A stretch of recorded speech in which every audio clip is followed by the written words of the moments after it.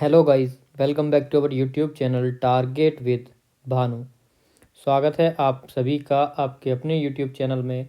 तो दोस्तों, उम्मीद करता हूं कि आप सभी बहुत अच्छे होंगे और आपकी तैयारी बहुत अच्छे से चल रही होगी। सीआरपीएफ हो या आपका बीएसएफ हो, दोनों के लिए आप हिंदी का प्रैक्टिस सेट करते हैं और इसकी टाइमिंग है डेली शाम को 7 बजे। आपके लिए मैथ का प्रैक्टिस सेट भी स्टार्ट कर दिया गया है, जो डेली दोपहर को 12 बजे होता है। हिंदी का प्रैक्टिस सेट आपका शाम को 7 बजे है और रीजनिंग का प्रैक्टिस सेट सुबह को 7 बजे। तो दो प्रैक्टिस सेट आपके 7 बजे हैं, एक सुबह को एक शाम को, और एक प्रैक्टिस सेट है आपका दोपहर 12 बजे।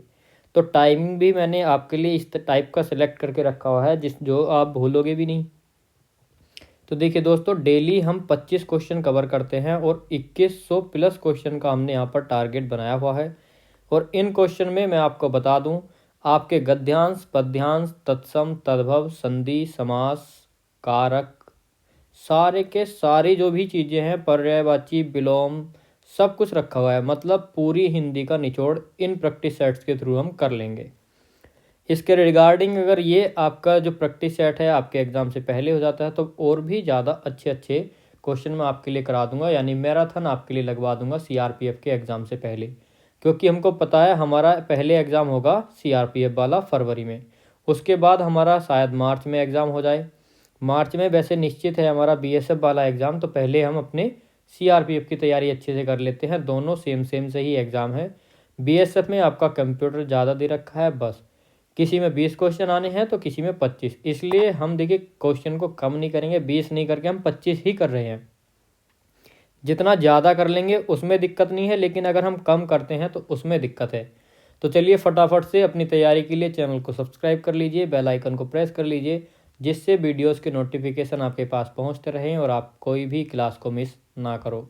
सारे के सारे प्रैक्टिस सेट आपके लिए बहुत इंपॉर्टेंट है, तो एक भी सेशन को आपको नहीं मिस करना है। टेलीग्राम ज्वाइन कर सकते हो, वहाँ पर आपको पीडीएफ मिल जाती है। कोई क्वेश्चन आपसे नहीं होता है वो भी आप बता सकते हो।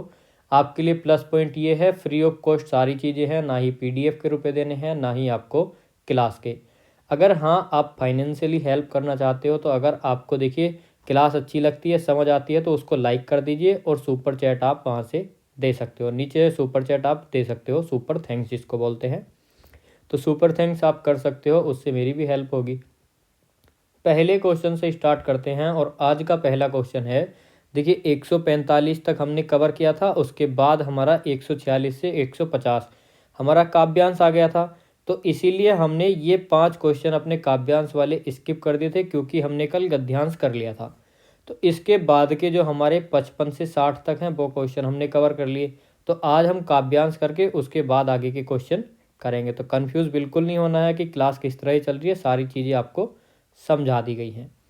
तो काव्यांश को पढ़ लेते हैं, फिर उसके बाद देखिए अपने क्वेश्चन पर चलेंगे। तो काव्यांश क्या दिया हुआ है? तो काव्यांश है आपका, मैदान गिरी बनों में हरियाली लहकती। देखा, मैदान गिरी बनों में हरियाली लहकती, आनंद में जहाँ है वह देश कौन सा है।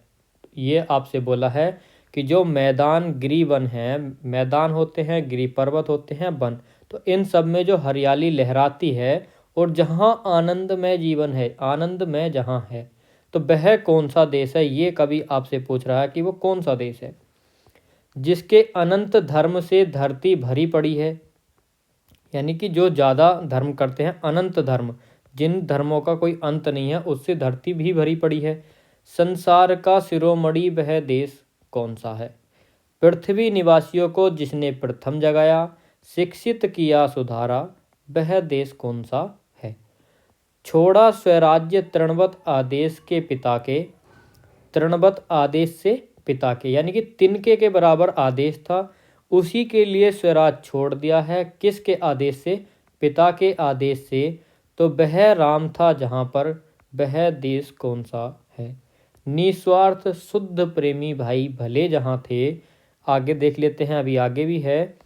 जैसे कि कैसा भाई, लक्ष्मण भरत सरीखे, वह देश कौन सा है। निष्पक्ष न्यायकारी जन जो पढ़े लिखे हैं वे सब बता सकेंगे कि वह देश कौन सा है। 40 कोटि भाई सेवक सपूत जिसके, भारतीय सिवाय दूजा, यानी कि भारत के सिवा दूसरा वह देश कौन सा है? तो भारत के सिवाय दूसरा ऐसा कोई देश है ही नहीं। एग्जाम्पल किनका दिया है? राम जी का, राम जी के भाइयों का। तो उन सब के व्यक्तित्व को दिखाया है यहाँ पर, और हमने अपने देश का यहाँ पर बखान किया है। सारी की सारी अलग अलग एग्जाम्पल के द्वारा देश की व्याख्या की है। 40 कोटि भाई, इसको अंडरलाइन कर लीजिए क्योंकि ये क्वेश्चन भी आपको आएगा। अब देखिए यहाँ पर मैंने क्यों बताया, तो मैं आपको डेली बताता हूँ। पहले क्वेश्चन पढ़िए, फिर काव्यांश। प्रैक्टिस सेट हम ऐसे ही सॉल्व कर लेते हैं क्योंकि मैं आपको समझा करके पढ़ाता हूँ। आपको एग्जाम में जा करके वही करना है। क्यों? देखिए, जैसे अगर आपने क्वेश्चन पढ़ रखे होंगे तो एक क्वेश्चन ये रहा, दूसरा क्वेश्चन ये रहा, तो इस तरह से आप यहाँ से ढूंढ सकते हो कि ये रहा। तो जो क्वेश्चन आपके होंगे आप उनको अंडरलाइन कर लोगे और फिर आपको वापस जाने की ज़रूरत नहीं पड़ेगी। वरना आप कभी क्वेश्चन देखोगे, कभी पैसेज पढ़ोगे, तो इस तरह से बहुत टाइम वेस्ट होगा। पहला क्वेश्चन, भारत की कौन कौन सी विशेषताओं की बात की गई है?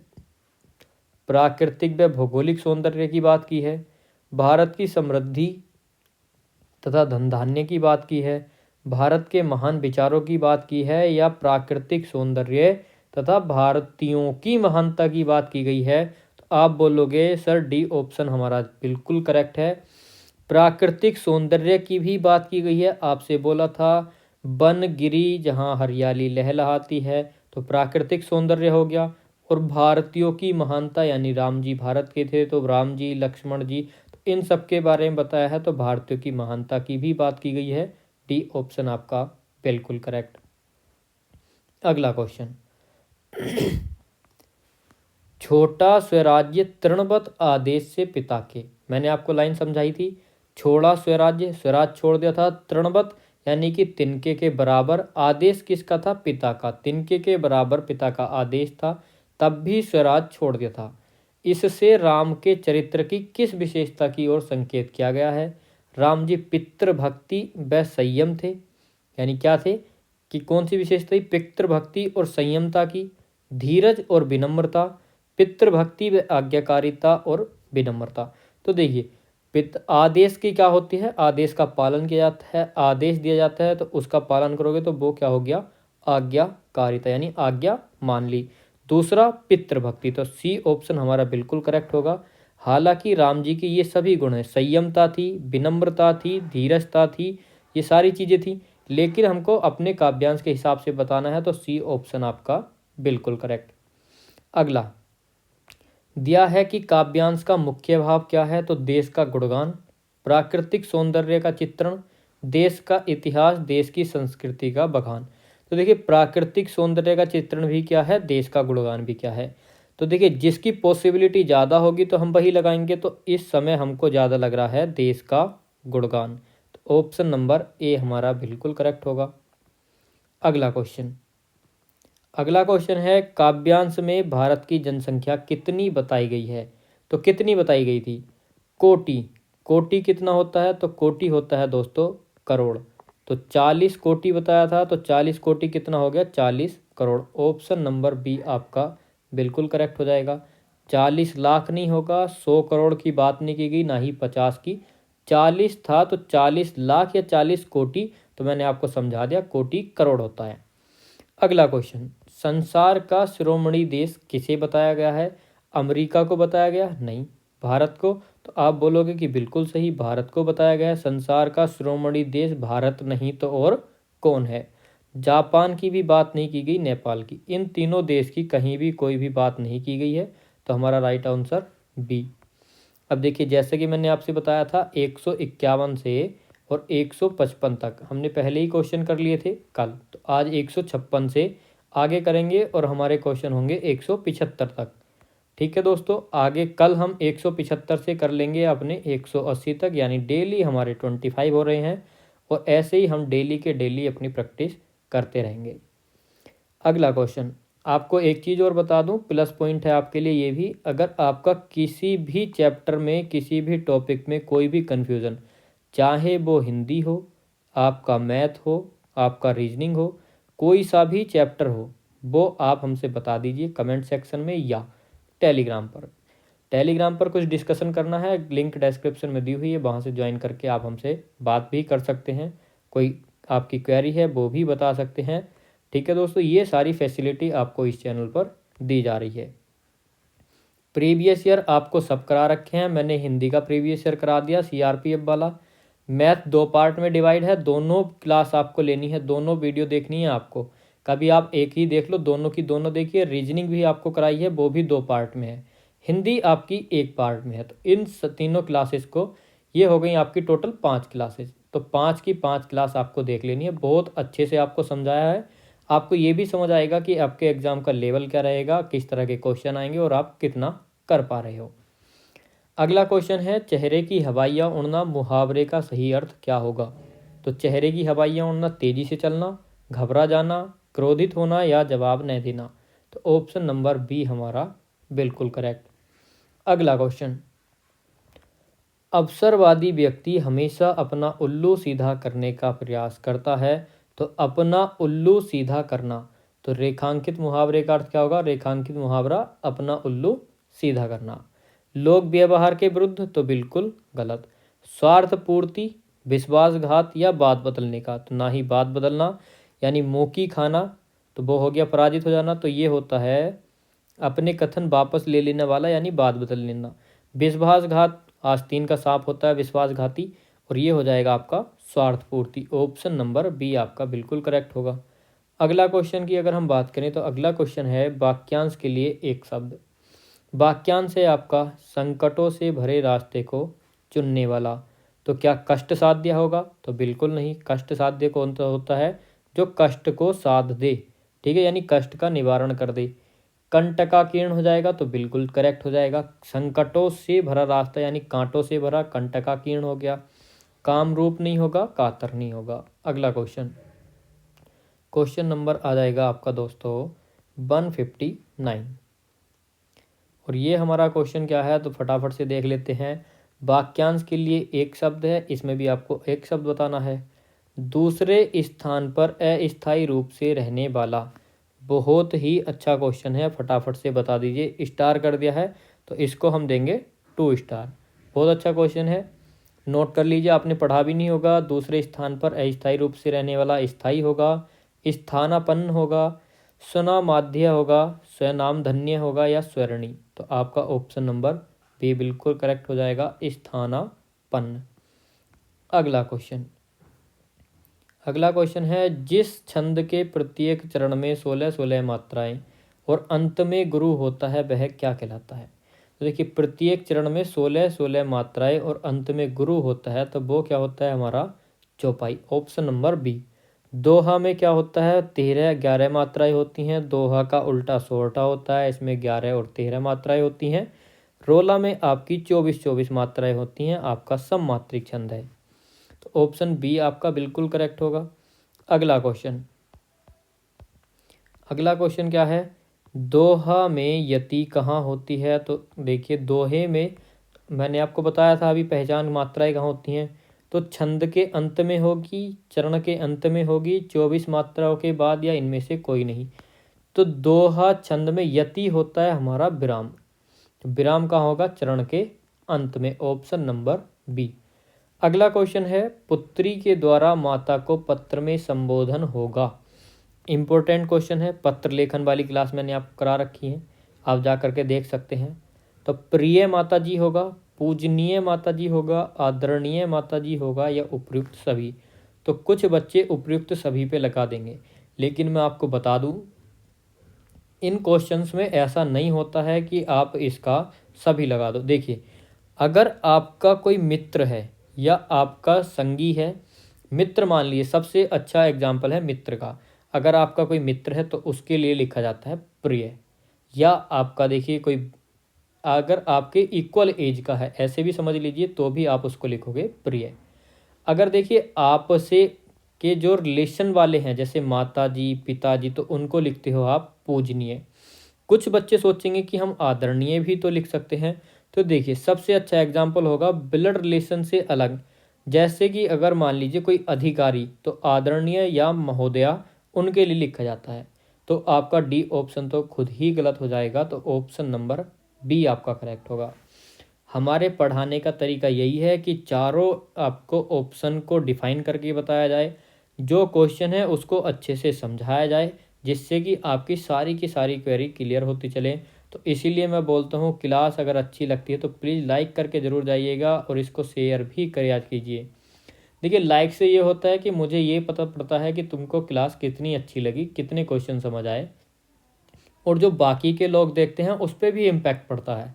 जब लाइक्स ज़्यादा होंगी तो वो देख के समझ जाएंगे कि हाँ, क्लास में वाकई दम था, टीचर में भी दम है, अच्छा पढ़ाया है, इसीलिए सभी बच्चों ने लाइक की। तो जितने व्यूज़ उतनी लाइक, कितना अच्छा लगेगा। अगला क्वेश्चन, क्वेश्चन नंबर 163। तो बताइए फटाफट से, निम्न में से शुद्ध वर्तनी का चयन कीजिए। अंतक्षरी, तो अंतक्षरी ऐसे नहीं लिखा जाता, मैं आपको लिख के भी बता दूंगा कैसे लिखा जाता है। अंत्याक्षरी, ये होता है हमारा सही फॉर्मेट। ए आधा ने आधा तय, ये आ और कक्षा वाला से रे पे बड़ी की मात्रा। आरोग्य आपका बिल्कुल ठीक है। अभिषेक, अभिषेक में षटकोण वाला से बनेगा, ये वाला अभिषेक बनेगा, बाकी आपका आगे का सही है। अनुग्रहित, तो अनुग्रहित नहीं होता, ये होता है अनुग्रहित। ठीक है, तो क्या होता है अनुग्रहित। पता चल गया किस में क्या गलती थी और कौन सा ऑप्शन सही है। अगर बी है, बाकी के क्यों नहीं है, क्यों नहीं है वो भी आपको बता दिया। सही है तो क्यों है, गलत है तो क्यों है, सब चीज़ आपको पता चलेगी। निम्न में से अशुद्ध वर्तनी का चयन कीजिए। आपने पहले शुद्ध बताया, इस बार एक गलत है इनमें से। आनंद, तो आनंद आप ऐसे भी लिख सकते हो और आनंद आप ऐसे भी लिख सकते हो, दोनों तरह से आपका आनंद ठीक होगा। अधीन आपका सही है, ईसाई आपका सही है, आदर्श आपका गलत है। तो आदर्श कैसे लिखा जाएगा, तो आदर्श में बनेगा बड़ा से आदर्श। अगला क्वेश्चन 165। ऑस्ट्रिक परिवार की प्रमुख भाषा है तमिल, मुंडा, तिब्बती या खासी। तो आपका ऑस्ट्रिक परिवार की भाषा हो जाएगी मुंडा। अगला क्वेश्चन क्या है, अगला क्वेश्चन है दोस्तों, ललकाल कवि की प्रसिद्ध रचना छत्र प्रकाश किस भाषा में है। मैथिली में, अवधी में, बुंदेली में या फिर बघेली भाषा में। तो देखिए, आपको ये क्वेश्चन अच्छे लेवल का है और आपको पता भी नहीं होगा कि इसका राइट आंसर क्या होगा। तो चलिए मैं डायरेक्टली आपको बता देता हूँ कि इसका राइट आंसर हो जाएगा ऑप्शन नंबर सी। रचना क्या है, छत्र प्रकाश। किसकी है, ललकाल कवि की। दोनों चीज़ें आपको पता चल गई और ये भी आपको पता चल गया कि इसकी लैंग्वेज क्या है। अगला क्वेश्चन, चांदनी का पर्यायवाची शब्द नहीं है। नहीं वाला बताना है और इस वर्ड का देखिए बहुत ज़्यादा ध्यान रखना है, नहीं है या है। कभी कभी मैं भी गलती कर देता हूँ, इसमें ध्यान नहीं दे पाता कि नहीं है, तो इसीलिए मैं आपको पॉइंट टू पॉइंट बता के चलता हूँ कि गलतियाँ कहाँ होती हैं। तो गलतियाँ इन चीज़ों में बहुत होती हैं, मुझसे भी हो जाती है, ऐसी कोई बड़ी बात नहीं है, इंसान है तो गलती हो सकती है, लेकिन अगर हम सतर्क ना हों तो वो गलत चीज़ है। और जब मैं आपको बता रहा हूँ तो आपको बिल्कुल ध्यान देना चाहिए। चांदनी, चांदनी का एक पर्यायवाची नहीं है, बाकी के तीन हैं। तो चंद्रिका, चंद्रप्रभा, चंद्र और कौमुदी। तो हमको पता है चंद्र चांद का है। जब हमको अपना आंसर मिल गया तो बाकी चीज़ों से कोई मतलब नहीं। चंद्रिका चांदनी का पर्यायवाची होगा, चंद्रप्रभा होगा, कौमुदी होगा, लेकिन चंद्र हमारा चांद का पर्यायवाची। अगला क्वेश्चन, और ये हमारा 168, परचम निम्न में से किसका पर्यायवाची है। तो परचम क्या होता है, परचम होता है झंडा, झंडा लहराते हैं, परचम फहराते हैं। तो झंडा हो गया तो झंडे का केतन, ऑप्शन नंबर ए हो जाएगा। कासार या सरस नहीं होगा, ऑप्शन नंबर ए हमारा बिल्कुल करेक्ट है, केतन। परचम क्या होता है, झंडा, और केतन क्या होता है, झंडा, फ्लैग। अगला क्वेश्चन, अगला क्वेश्चन है 169। और प्यारे दोस्तों, बताना है आप लोगों को अस्थि का तद्भव शब्द क्या होगा। तो अस्थि का होता है हमारा हड्डी, ऑप्शन नंबर ए बिल्कुल करेक्ट हो जाएगा। ये हस्ती गलत लिखा है, वैसे हस्ती का हाथ होता है। अगला क्वेश्चन है पहचान, पहचान का तत्सम शब्द क्या होगा। बहुत इंपॉर्टेंट क्वेश्चन, इसको अगर मैं 5 स्टार भी दूं तो कोई गलत नहीं होगा। देखिए समझिए बात को, आप खुद समझ जाओगे। अगर मैं इसको 5 स्टार भी दूं तो गलत नहीं होगा। वो क्यों कह रहा हूँ, पहचान का तत्सम रूप बताना है तो प्रत्यभिमान होगा, प्रज्ञान, अभिधान या अवधान। तो 50% बच्चे यहाँ पर गलत होने वाले हैं। कितने बच्चे? 50% बच्चे गारंटी के साथ मैं बोल सकता हूँ। अगर किसी का सही जाता है तो कमेंट सेक्शन में बता सकते हैं कि हमारा सही है।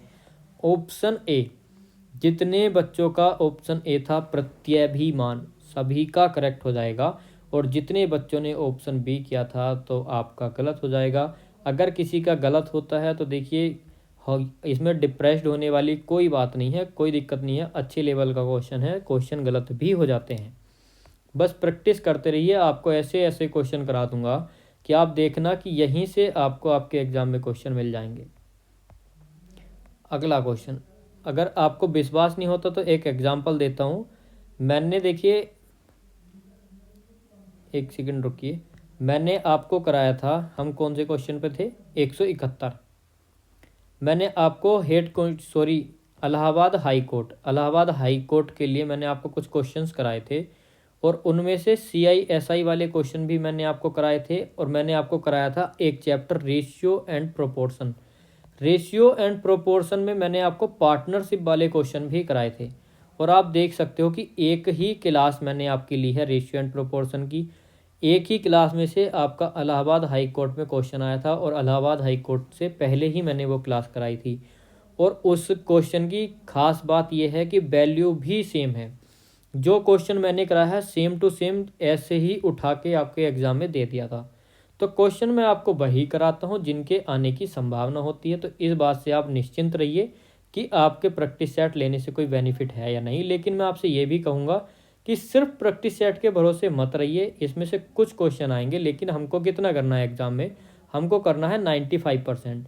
अब देखिए, अगर प्रैक्टिस सेट के थ्रू मैं मानता हूँ 70% या मान लीजिए, चलिए अगर मेरे प्रैक्टिस सेट से 30% भी आपका आता है तो बाकी आपको 60% की तो तैयारी करनी पड़ेगी। 65 तो आपको करना ही पड़ेगा। कुछ बच्चे बोले हैं कि सर तो 70% बता रहे हैं, गलत बता रहे हैं। तो मैं भी कह रहा हूँ 30% मानिए। अगर 30% भी आता है तो 30% आ तो रहा है ना, आपकी प्रैक्टिस हो रही है। एक क्लास हमारी समथिंग 30 मिनट की, 32 मिनट की, 40 मिनट से ऊपर कोई क्लास जाती नहीं है। तो तैयारी भी हो रही है। कोई चैप्टर आपको नहीं आता तो वो भी बता दीजिए, वो भी मैं आपको करा दूंगा। सिर्फ आप लोगों के लिए ही क्लास चल रही है। मुझे सिर्फ लाइक और शेयर चाहिए, बाकी कुछ नहीं। सब्सक्राइब कर लीजिए चैनल। जितना हमारा परिवार बढ़ेगा तो आप लोगों से के साथ हमारा मेलजोल बढ़ेगा, तो आपका फ़ायदा हमारा फ़ायदा। तो प्लीज़ लाइक और शेयर जरूर किया कीजिए। अगला क्वेश्चन, घुड़दौड़। इसका समास विग्रह आपको करना है। समास विग्रह क्या होगा? घोड़ों पर दौड़ होगी तो गलत, घोड़ों से दौड़ गलत, घोड़ों की दौड़। अगला है अजंत का संधि विच्छेद, तो व्यंजन संधि यहाँ पर आपकी हो जाएगी। संधि अगर आपसे पूछता है तो व्यंजन संधि। और अजंत क्या हो जाएगा? अजंत हो जाएगा अच प्लस के अंत। Option number B. किस में चला जाएगा? च तीसरे वाले में। आपने देखा होगा खुद के उसी वर्ग के तीसरे में चला जाता है, यानी कि उसी लाइन में। जैसे च छ ज, तो च वर्ग है, च वर्ग के तीसरे में अब ये चला जाएगा तो च का क्या हो गया? जय हो गया। तो वो वाला रूल इसमें लगेगा। रूल भी आपको याद दिलाते हुए चल रहा हूँ कि कौन सा रूल कहाँ फॉलो हो रहा है। अजय प्लस के अंत नहीं होगा, ये अजंत हो जाएगा। ये अजय है तो ये विसर्ग संधि बनेगी, तो ये वाला हमारा नहीं होगा। सही संधि विच्छेद हमारा बी, और संधि भी मैंने आपको बता दी। अगला 173 क्वेश्चन, सदैव में प्रयुक्त संधि कौन सी है? तो जब भी आप दो मात्रा देखते हो तो आपको लगा देनी है वृद्धि संधि। यण संधि, इको यण की आपको बताया था, दीर्घ संधि भी आपको बताई, आदि भी। एक क्लास में सब खत्म, चुटकियों में संधि करा दी थी आपको, जा करके देख लेना।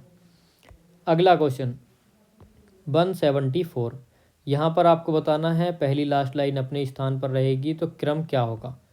छोटा सा कर लेते हैं, थोड़ा सा छोटा, ठीक है, जिससे कि आपको दिखता रहे। तो यहाँ पर हमको क्या बताना है दोस्तों? भारतीय अपने स्थान पर रहेगा, आदर सत्कार करते हैं अपने स्थान पर रहेगा। तो किसका?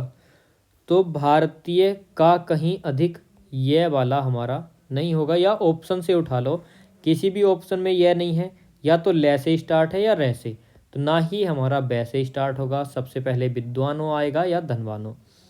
अगर हम रह लेते हैं, मान लीजिए पहली बात तो ले आएगा इसमें, अगर हम रह लेते हैं तो भारतीय रह ही आएगा, ले नहीं आएगा। ले से लेते हैं पहले, अगर रह आएगा तो ले से करते हैं। तो पहले ले लीजिए कि ले क्यों नहीं आएगा। भारतीय धनवानों और सत्ताधारियों की अपेक्षा विद्वानों, बुद्धिमानों तथा साधु संतों का कहीं अधिक आदर सत्कार करते हैं।